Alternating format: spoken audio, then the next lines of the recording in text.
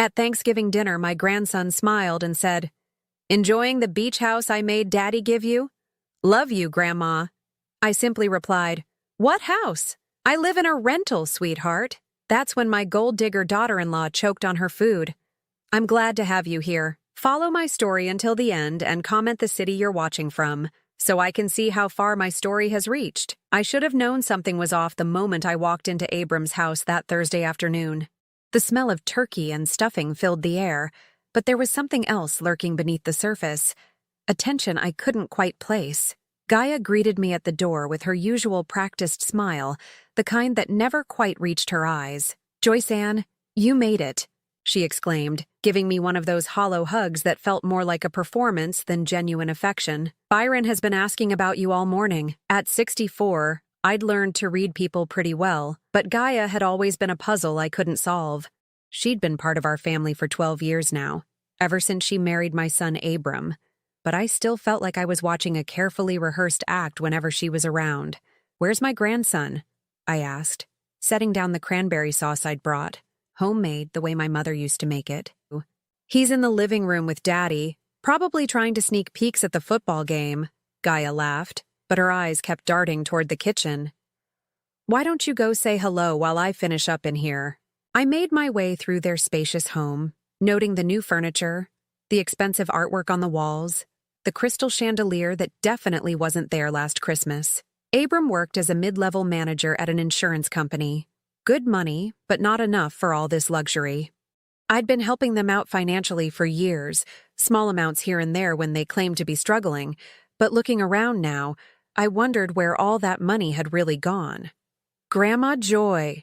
Byron's voice cut through my thoughts as he launched himself into my arms. At 8 years old, he was all energy and excitement, the one bright spot in these increasingly awkward family gatherings. "There's my favorite grandson," I said, even though he was my only grandson. It was our little joke. "I'm your only grandson, Grandma," he giggled, right on cue. Abram stood up from his recliner, muting the television. "Hey, Mom, thanks for coming." There was something strained in his voice, but before I could analyze it further, Gaia called us all to the dining room. The table was set with fine china, another new addition, and everything looked perfect. Too perfect, actually. It reminded me of those magazine spreads where everything is beautiful but nothing feels lived in. We sat down, and Abram said a brief grace. I watched my family during the prayer, noting how Gaia kept checking her phone, how Abram's hands trembled slightly as he spoke, how Byron squirmed in his chair like he had something important to say. The conversation started normally enough. Byron told me about school, about his new teacher, about the soccer team he'd joined. Gaia asked about my health with that concerned tone that sounded rehearsed. Abram mostly stayed quiet, cutting his turkey into precise, small pieces. Then, about halfway through dinner, Byron looked up at me with those bright eyes and said the words that would change everything. "Grandma Joy, are you enjoying the beach house that I made Daddy give you?" The fork in my hand stopped halfway to my mouth. I felt the blood drain from my face as I processed what he'd just said. Beach house? What beach house? I lived in a 2-bedroom rental apartment across town, had been living there for the past 8 years since I'd downsized after your grandfather died. "What beach house, sweetheart?" I asked carefully, setting down my fork. Byron's face lit up with excitement. "The one by the ocean. Mommy said you always wanted one, so Daddy bought it for you, and now you get to go there whenever you want." I felt like the room was spinning. Across the table, Gaia had gone completely still, her face pale as milk. She was staring at Byron with an expression I'd never seen before, pure panic. "Byron, honey," Gaia said quickly, her voice higher than usual. "Why don't you tell Grandma about your art project instead?" But Byron was on a roll now, oblivious to the tension crackling around the table. "It's so cool, Grandma. Mommy showed me pictures. It has a big deck and you can see the water from the windows, and there's even a place to park a boat." I looked directly at Gaia, whose hands were now shaking as she reached for her water glass. "That sounds lovely, Byron, but I think there might be some confusion. I don't have a beach house." "Yes, you do," Byron insisted with the absolute certainty that only children possess. "Daddy bought it for you because you're old and you needed somewhere nice to live." The words hit me like a physical blow. Old. somewhere nice to live. I glanced at my small rental apartment keys sitting next to my purse and felt something cold settle in my stomach. Abram finally spoke, his voice barely above a whisper. Byron, that's enough. But Daddy, I said that's enough. Abram's tone was sharp now, and Byron's face fell. He looked confused, like he'd done something wrong but didn't understand what. Gaia attempted a laugh, but it came out hollow and forced. Kids and their imagination, right? He must have seen something on TV and gotten confused. But I was looking at my son now, really looking at him, and I could see the guilt written all over his face. His eyes wouldn't meet mine, and his hands had gone completely still on his napkin. Abram, I said quietly, what is your son talking about? The silence that followed felt like it lasted forever. Byron looked back and forth between his parents, sensing something was wrong, but not understanding what. Gaia was practically vibrating with nervous energy, and Abram looked like he wanted to disappear into his chair. Finally, Gaia forced another laugh and stood up abruptly. You know what? I think I burned the pie. Let me go check on dessert. She practically fled to the kitchen, and I could hear cabinet doors slamming, dishes rattling. She was falling apart, and we all knew it. I kept my eyes on Abram. Son, I think you and I need to have a conversation. Byron, bless him, was still trying to help. It's okay, Grandma. Even if you forgot about your beach house, Mommy says it's still yours. She says you gave it to us to take care of for you because you're too old to remember important stuff. The words landed like bombs around the dinner table. Too old to remember. Gave it to them. I felt my chest tighten with a mixture of hurt and growing anger. Abram closed his eyes and took a deep breath. When he opened them again, I saw my little boy, the one who used to come to me when he'd broken something, knowing I'd help him fix it. But this wasn't a broken toy or a scraped knee. This was something much, much bigger. Mom, he said softly, we need to talk. The conversation I'd been dreading happened 2 days after Thanksgiving. Abram called me Saturday morning, his voice heavy with something I couldn't identify. Shame, maybe, or fear. Mom, can I come over? We should talk about what Byron said. I'd barely slept since Thursday. Every time I closed my eyes, I heard my grandson's innocent voice asking about a beach house that didn't exist, talking about how I was too old to remember important stuff. The words had been playing on repeat in my mind, each repetition making me feel smaller and more confused. Yes, I said simply. Come over. He arrived an hour later, alone. I noticed that immediately. No Gaia, no Byron. He looked terrible, like he hadn't slept either. His usually neat hair was disheveled, and there were dark circles under his eyes that made him look older than his 36 years. I made coffee the way I always did, in the old percolator that had been a wedding gift 42 years ago. The familiar routine helped calm my nerves, gave my hands something to do while my mind raced with questions I wasn't sure I wanted answered. We sat at my small kitchen table, the same table where he'd done homework as a child, where we'd had countless conversations over the years. But this felt different. There was a wall between us now, built from secrets and lies I was only beginning to understand. Mom, he started, then stopped. He stared into his coffee cup like it might provide him with the right words. Just tell me the truth, Abram, I said quietly. Whatever it is, just tell me. He took a shaky breath. There's no beach house. Even though I'd known it, hearing him say it out loud still felt like a punch to the gut. I figured as much. So why does Byron think there is one? Abram's hands trembled as he set down his coffee cup. Because Gaia told him there was. She's been telling him for months that we bought you a beach house, that you're living there now, happy and comfortable. But why would she? I stopped. A cold realization was creeping up my spine. The money, Abram. All the money I've been giving you over the years. He couldn't look at me. Gaia said it would be easier if Byron thought we were helping you instead of the other way around. She said it would be confusing for a kid to understand why his grandmother was always giving us money. So you let her lie to him. It started small, he said desperately, like he was trying to convince himself as much as me. Just little things. When you helped us with the down payment on the house, She told Byron we'd bought you a condo. When you gave us money for his daycare, she said it was because we were paying for your groceries. I felt sick. And the beach house? That was recent. You've been so generous with us, especially this past year. And Gaia thought Byron was starting to ask too many questions about why Grandma was always giving us money. So she told him we'd bought you this amazing beach house where you could relax and enjoy your retirement. The irony was so bitter I could taste it. Here I was, living in a cramped rental apartment, clipping coupons and stretching my Social Security check to help them out, while my own grandson thought I was living in luxury by the ocean. "How much money are we talking about, Abram?" I asked, though I was afraid to hear the answer. He was quiet for so long I thought he might not answer. Finally, he whispered, "About $60,000 over the past 3 years. $60,000.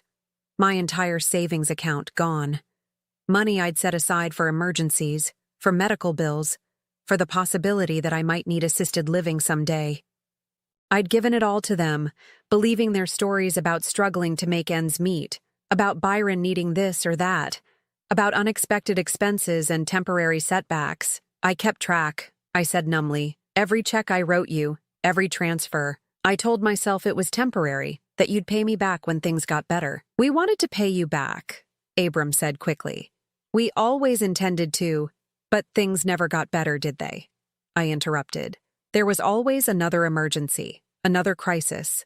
Byron needed soccer cleats, the car needed repairs, the furnace broke down. "Some of those things were real," he protested weakly, "and some weren't. It wasn't a question." His silence was answer enough. I stood up and walked to the kitchen window, looking out at the small courtyard of my apartment complex. Mrs. Rodriguez from next door was hanging laundry on her balcony, and the Martinez kids were riding bikes in circles around the parking lot. It was a modest place, but it was clean and safe, and it was all I could afford. "The new furniture in your house," I said without turning around. "The crystal chandelier, the fancy china we ate off on Thursday. That was my money too, wasn't it?" "Gaia said we needed to look successful for my job, for networking." "Stop."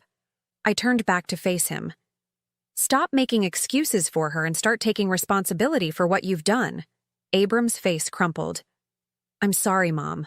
I'm so sorry. It got out of hand, and I didn't know how to stop it." "You could have stopped it by telling the truth. You could have stopped it by standing up to your wife when she asked you to lie to your own mother." "She said it was temporary," he whispered. "She said once I got promoted, once we got on our feet, we'd tell you the truth and pay you back with interest." I sat back down, feeling every one of my 64 years weighing on my shoulders. "And in the meantime, you let your son believe his grandmother was living in luxury while you took money from her Social Security check. We never meant for it to go this far. But it did go this far, Abram. And now Byron thinks I'm some wealthy woman who gave you a beach house out of the goodness of my heart, while I'm sitting here trying to figure out how I'm going to afford my rent increase next month." The weight of it all was crushing. Not just the money, though, that was devastating enough. It was the betrayal, the systematic deception, the way they'd turned my love for them into a weapon against me. "Does Gaia feel bad about any of this?" I asked. Abram was quiet for a long moment. "She says you have more than you need. She says Social Security is free money anyway, and that family should help family." "Free money," I repeated slowly. "Social Security is free money." "I don't agree with her," he said quickly. "I never agreed with her about that. But you went along with it anyway." He nodded miserably. "I went along with it anyway." I looked at my son, this man I'd raised, who I'd thought I knew, and realized I was looking at a stranger. Somewhere along the way, he'd become someone I didn't recognize, someone who could lie to his own mother and sleep at night. "I need you to leave now," I said quietly. "Mom, please, let me make this right. Let me figure out how to pay you back." "How, Abram? You just told me you've spent $60,000 of my money on furniture and lies. How exactly are you going to make that right?" He had no answer because there wasn't one. The money was gone, and so was my trust. "I need time to think," I said. "I need you to go home and figure out how you're going to explain to your wife that the gravy train has stopped. And I need you to think about how you're going to explain to Byron why Grandma doesn't actually live in a beach house." Abram stood slowly, like an old man. "What are you going to do?" I looked at him for a long moment. "I don't know yet. But I can promise you this. I'm not going to pretend anymore that everything is fine when it's not. After he left, I sat in my quiet apartment and tried to process what had just happened. $60,000. 3 years of lies. A grandson who thought I was wealthy while I struggled to make ends meet. For the first time in my life, I felt truly alone. The days following my conversation with Abram felt like walking through a minefield of memories. Every time I thought I had a handle on what had happened, another piece of the puzzle would surface, making me question everything I'd believed about my family for the past 3 years. I couldn't sleep, couldn't eat. I kept replaying conversations in my head, seeing them now with different eyes. The phone calls that always came at the end of the month when bills were due. The way Gaia's voice would get soft and worried when she talked about Byron needing something. The elaborate stories about unexpected expenses that always seemed to happen right when I'd gotten my Social Security deposit. It was Tuesday morning when I finally forced myself to go through my bank statements.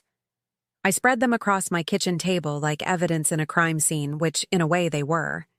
3 years worth of transfers, checks, and withdrawals, each one representing a moment when I'd chosen to trust my family over my own financial security. The first entry that caught my eye was from 18 months ago, $2,500 transferred to Abram's account. I remembered that call perfectly now. Gaia had been crying on the phone, saying Byron had fallen off his bike and needed emergency dental work. Their insurance wouldn't cover it all, she'd said, and they didn't have the money. Could I help just this once? I'd rushed to the bank that same day, my heart breaking for my grandson.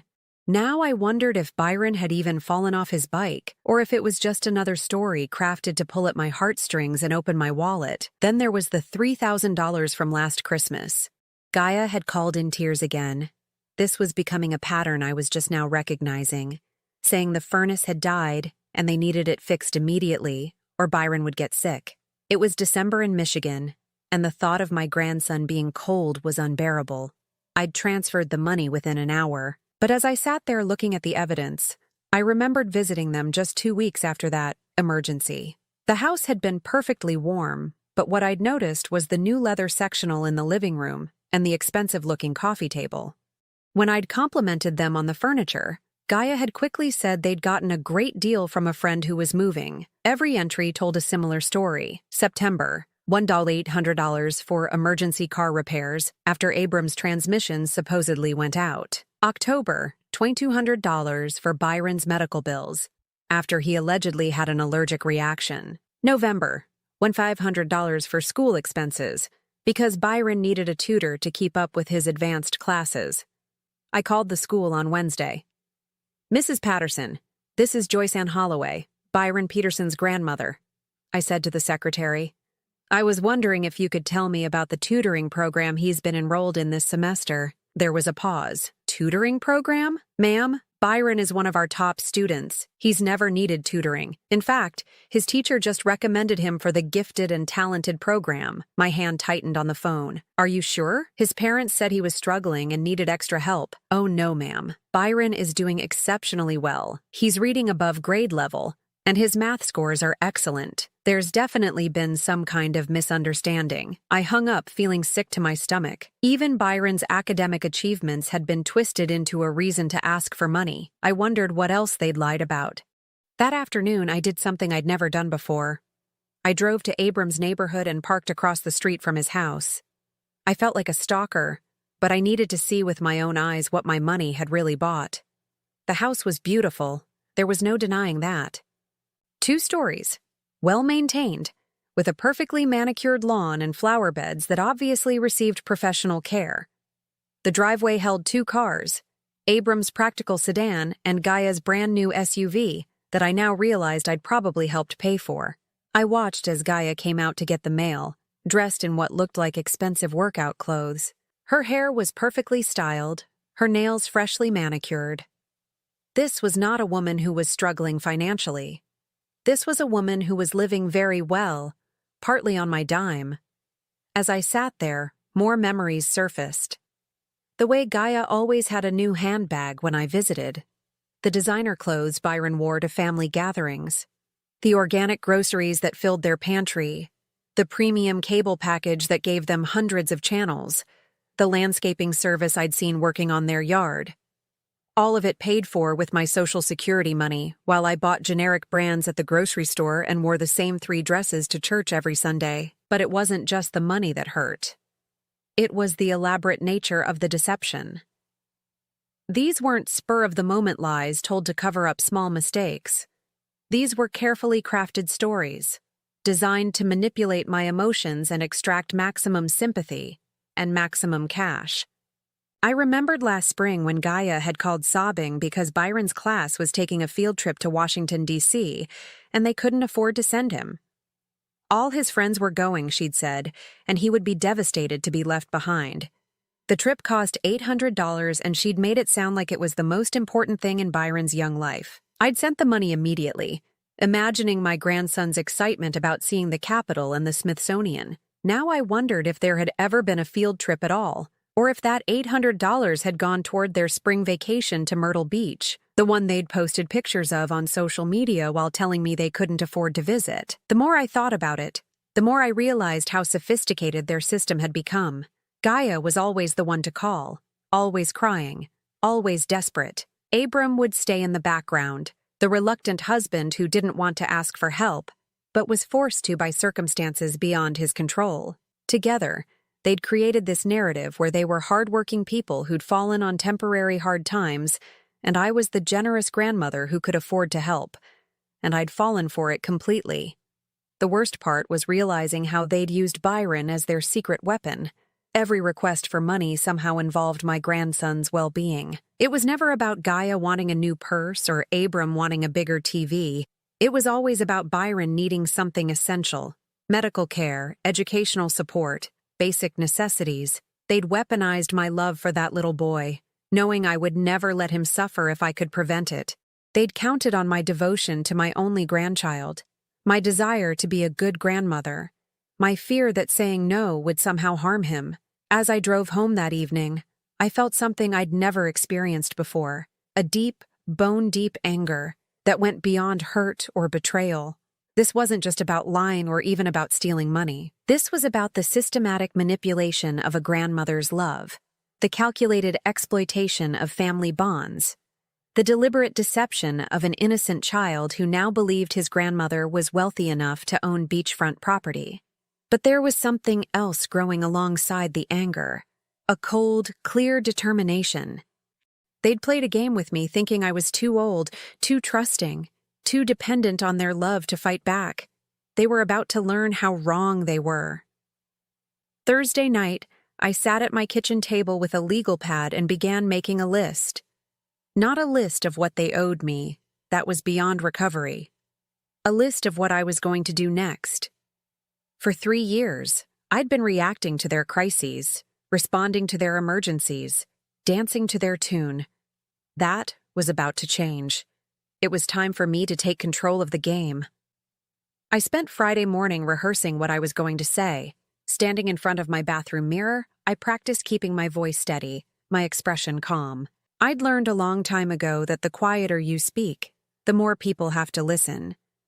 And I wanted Gaia to hear every single word. I called her around noon. "Joyceann." Her voice was bright, artificial. "How are you, honey? Abram told me you two had a nice chat the other day." A nice chat. That's what she was calling the conversation where her husband admitted to stealing $60,000 from his mother. "Gaia, I think we need to talk. Just you and me." There was a pause. I could practically hear her brain working, calculating. "Oh, of course. Is everything okay? You sound a little stressed." "I'm fine. Can you meet me at Riverside Park? At the pavilion by the duck pond, 1 o'clock. "Well, She was stalling, looking for an excuse. "I have so much to do today, and Byron gets home from school at 3:30. "This won't take long," I said firmly. 1 o'clock, Gaia. Don't bring Byron." I hung up before she could argue. Riverside Park was where I used to take Abram when he was little. We'd feed the ducks and play on the swings, and I'd push his stroller around the walking path while he napped in the afternoon sun. It seemed fitting somehow to have this conversation in a place that held so many memories of who my son used to be before Gaia changed him. I arrived early and chose a picnic table that gave me a clear view of the parking lot. I wanted to see her coming, wanted to watch her body language as she approached. I'd been studying Gaia for 3 years without realizing it, and now I was finally ready to use what I'd learned. She pulled up in her shiny SUV at exactly 1 o'clock, the one I now knew I'd helped finance. She sat in the driver's seat for a full minute before getting out, and I could see her checking her makeup in the rearview mirror, composing herself for whatever performance she was about to give. Gaia approached the table with her usual confident stride, but I noticed the way her hands fluttered nervously at her sides, the way her smile didn't quite reach her eyes. "Joyceann, you had me worried with that mysterious phone call," she said, settling across from me at the picnic table.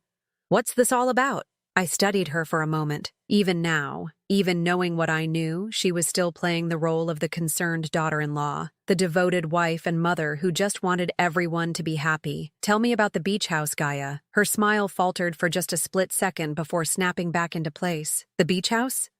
Oh, you mean Byron's little story from Thanksgiving. Kids have such imaginations, don't they? Do they?" I pulled out my phone and showed her a screenshot I'd taken of her Facebook page from 6 months ago. In the photo, she was wearing a new dress, standing in front of what looked like an expensive restaurant. The caption read, "Date night. Celebrating another successful month of taking care of family. So grateful for all our blessings." "I don't understand what you're showing me," she said, but her voice had gotten higher. "This was posted the same week you called me crying about needing money for Byron's emergency dental work. The same week you told me you couldn't afford groceries." I put the phone away and folded my hands on the table. "You look pretty blessed for someone who was supposed to be struggling." Gaia's mask was starting to slip. The smile became more forced, and I could see tension creeping into her shoulders. "Joyceann, I think there's been some kind of misunderstanding." "No," I said quietly. "There's been a lie. A very deliberate, very calculated lie that you've been telling for 3 years. I don't know what Abram told you." "Abram told me the truth, finally." I leaned forward slightly. "He told me about the $60,000. He told me about the stories you made up to get that money. And he told me about the beach house you invented to explain to Byron why his grandmother keeps giving his parents cash." The color drained from Gaia's face, but she wasn't ready to give up yet. She never was. "Okay, yes, maybe I've embellished some things. But Joyceann, you have to understand. We were really struggling for a while there, and I didn't want Byron to worry." "Stop lying to me." The words came out sharper than I'd intended, and Gaia actually flinched. "I called Byron's school. There was no tutoring. I checked with your insurance company. Byron never had an allergic reaction that required emergency treatment. I even called the heating and cooling company that supposedly fixed your furnace. They have no record of any service call to your address." Gaia stared at me like I'd grown a second head. "You investigated us?" "I verified what you told me. There's a difference." For a long moment, we sat in silence. A family was feeding ducks nearby, their children laughing as the birds flapped and splashed in the water. It was such a normal, innocent scene, so different from the confrontation happening at our table. Finally, Gaia's shoulders sagged, and something shifted in her expression. The mask didn't just slip. It fell away completely. "Fine," she said, and her voice was different now, colder. "You want the truth? Here's the truth. Yes, I made up some of those emergencies. Yes, I exaggerated some of the problems, but everything I did was for this family. Everything you did was for yourself." "That's not true." Her voice rose, and the family with the ducks looked over. She forced herself to speak more quietly. "Do you know how hard it is to raise a child on what Abram makes? Do you know how expensive everything is? The mortgage, the car payments, Byron's activities, his clothes, his school supplies. So, you decided to steal from his grandmother instead of adjusting your lifestyle. It's not stealing if it's family." The words burst out of her like she'd been holding them back for a long time. "You live alone in a tiny apartment. You don't have a car payment or a mortgage or a child to support. That Social Security money just sits in your account doing nothing." There it was, the real Gaia, the one who'd been hiding behind tears and sob stories for 3 years, the one who thought my Social Security was free money that I didn't deserve to keep. "That Social Security money is my retirement, Gaia. It's what I live on. It's what's supposed to take care of me when I'm too old to work." "But you're fine," she said, gesturing dismissively. You're healthy. You can take care of yourself. We needed that money for Byron's future. By lying to him about where it came from, I told him his grandmother was generous and successful because I wanted him to be proud of you. What's wrong with that? I stared at her, finally understanding the depth of her delusion. In her mind, she'd actually done me a favor by creating this elaborate fiction. She'd made me look good to my grandson while solving her own financial problems. It was a win-win situation, as far as she was concerned. What's wrong with it, Gaia? Is that it's not true. I'm not successful. I'm not wealthy. I've been living paycheck to paycheck while giving you money I couldn't afford to give.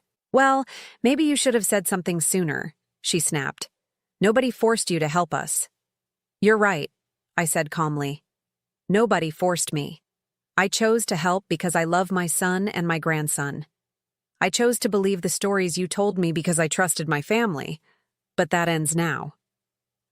Gaia's eyes narrowed. What do you mean it ends now? I mean the Bank of Joyceann is permanently closed. No more emergencies. No more sob stories. No more money. You can't do that, she said, and there was something desperate in her voice now. We depend on that help. Byron depends on it. Byron depends on his parents to support him, not his grandmother. And if you can't support him on Abram's salary, maybe you need to get a job. I have a job. I take care of Byron and the house. That's not a job, Gaia. That's being a parent. Millions of women manage to be mothers and work outside the home. She leaned back as if I'd slapped her. I can't believe you're being so cruel. After everything we've been through as a family. Everything we've been through? I laughed, but there was no humor in it. Gaia, we've never been through anything together. You've been lying to me for 3 years. You've stolen my money, manipulated my emotions, and turned my own grandson into an unwitting accomplice in your schemes. Don't you dare bring Byron into this, she hissed. He loves you. I know he does. And I love him. Which is why I'm not going to let you continue using him as bait to hook money out of me. Gaia stood up abruptly, her chair scraping against the concrete. This isn't over, Joyceann. Abram won't let you cut us off completely. He's your son. Yes, he is. And that's the only reason I'm giving you this warning instead of calling the police. The police? She laughed, but it sounded shrill. For what? Taking money you gave us voluntarily? For fraud? For obtaining money under false pretenses? For theft by deception? I stood up too, meeting her eyes. I may be 64 years old, Gaia, but I'm not stupid. And I'm done being your victim. I turned and walked toward my car, leaving her standing by the picnic table. Behind me, I could hear her calling my name, her voice getting shriller with each repetition. But I didn't turn around. For the first time in 3 years, I felt like I was the one in control. The phone started ringing that very evening. Not my landline. Gaia wasn't stupid enough to think I'd answer that. But my cell phone, which I'd foolishly given Abram in case of emergencies. Now every unknown number felt like an invasion. I let them all go to voicemail. The first message was from Abram, his voice tight with barely controlled panic. Mom, Gaia told me what happened at the park. I think there's been a misunderstanding. Can we please talk? Please call me back. The second was from Gaia herself, all traces of her earlier anger replaced by syrupy sweetness. Joyceann, honey, I've been thinking about our conversation, and I realize I may have said some things that came out wrong. I was just stressed about money. You know how that is. Can we start over? I deleted them both without listening to the rest. Saturday morning brought a knock at my door. Through the peephole, I could see Abram standing in the hallway, shifting his weight from foot to foot like he used to do as a child when he was in trouble. I almost didn't answer, but something about the slump of his shoulders made me reconsider. Mom, he said when I opened the door. Please, can I come in? He looked terrible. His hair was unwashed, his clothes wrinkled like he'd slept in them. There were deep circles under his eyes that made him look older than his years. Is Gaia with you? No. She's at her sister's with Byron. He paused. She thought it would be better if we talked alone. I stepped aside to let him in, but I didn't offer coffee or ask him to sit down. This wasn't a social visit, and I wasn't going to pretend it was. She told me what you said yesterday, he began, standing awkwardly in my living room, about calling the police. I meant every word. Mom, You can't seriously be thinking about pressing charges against your own family.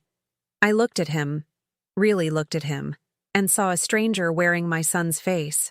When had he become someone who thought family status exempted him from consequences? When had he started believing that blood relation was a license to steal? Abram, do you remember when you were 12 and you took $20 from my purse to buy Pokemon cards? He blinked, thrown by the change of subject.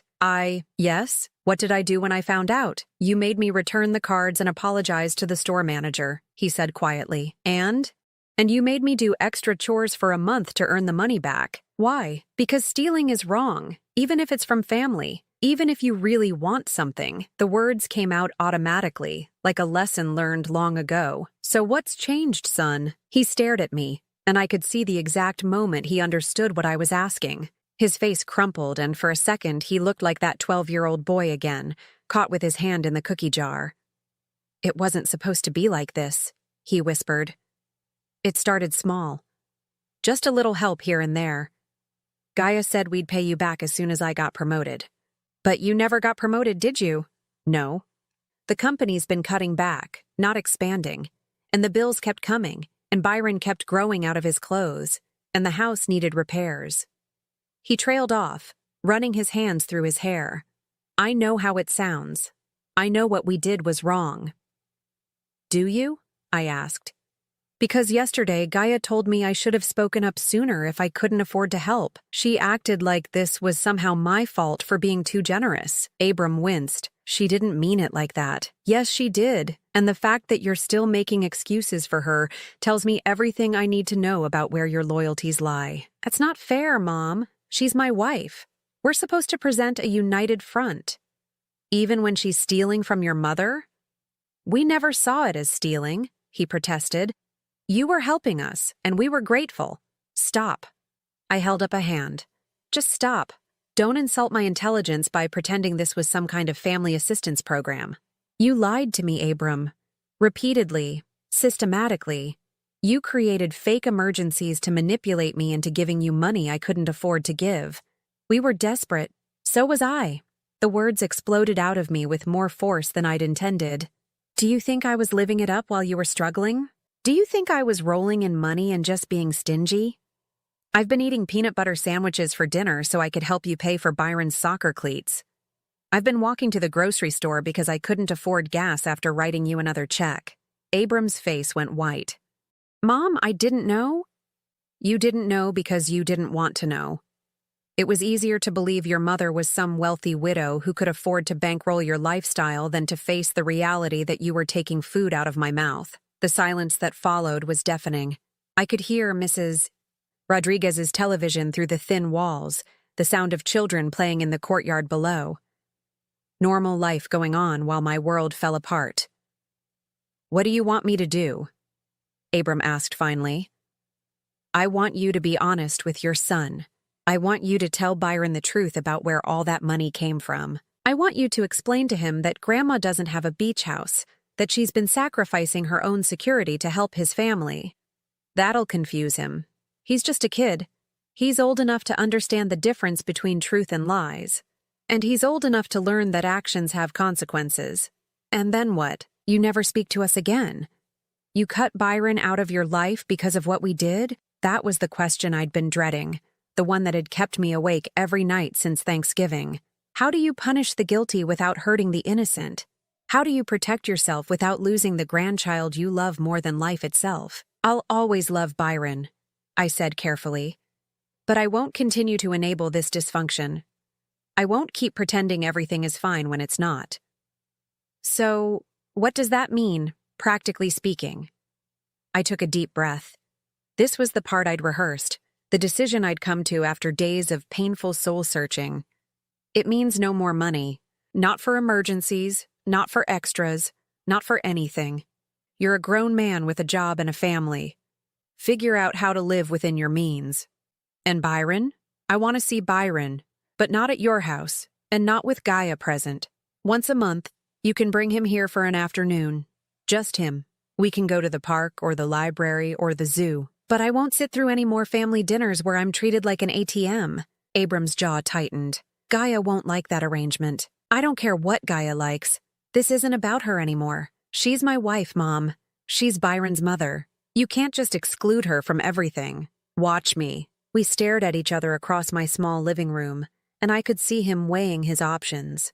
His mother or his wife, his integrity or his comfortable life, his family's respect or their continued financial support. I need to think about this, he said finally. No, you don't. You need to choose. Right here, right now. Are you going to continue enabling Gaia's manipulation and lies? Or are you going to stand up and be the man I raised you to be?